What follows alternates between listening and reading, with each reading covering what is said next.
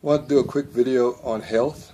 One of the things that hinders us from living healthy lives is simply having healthy habits. I would bet that 70 to 80% of sicknesses and diseases are simply propagated through fear, stress, worry, and anxiety. Find out what happens if you begin to live a lifestyle where you at least take one day a week to rest, and you begin to have a definition of rest that just includes recreation, have some fun, disengage your heart and mind from whatever your work is, and pause.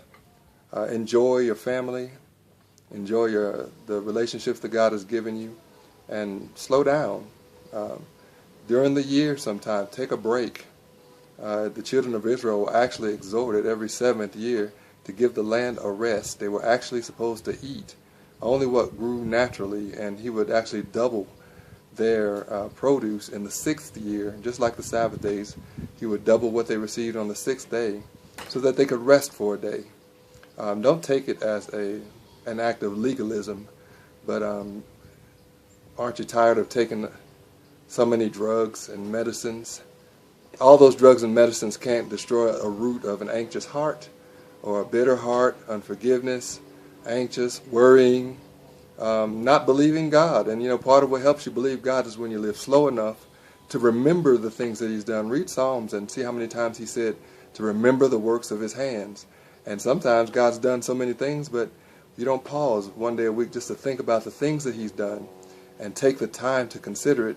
That builds, it grows your faith for the next thing that you're required and asked to believe Him for. And you have time to contemplate how great He is, how wonderful He is, how connected He is to us and to our situation.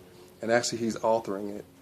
Slow down, live healthier, live a life where you can breathe, cut out things, get rid of good things that are in the way of God things, and live a life of prayer and rest and health. See if root issues aren't removed when fear, stress, anxiety, and worry, bitterness, unbelief, and confusion are removed because you begin to live a life of rest and prayer, a paced life, a life that's not pushed forward, where you miss relationships, you don't have the time to see the smile on your children's face, you don't have the time to hear your friends' stories because you're being pushed by the culture.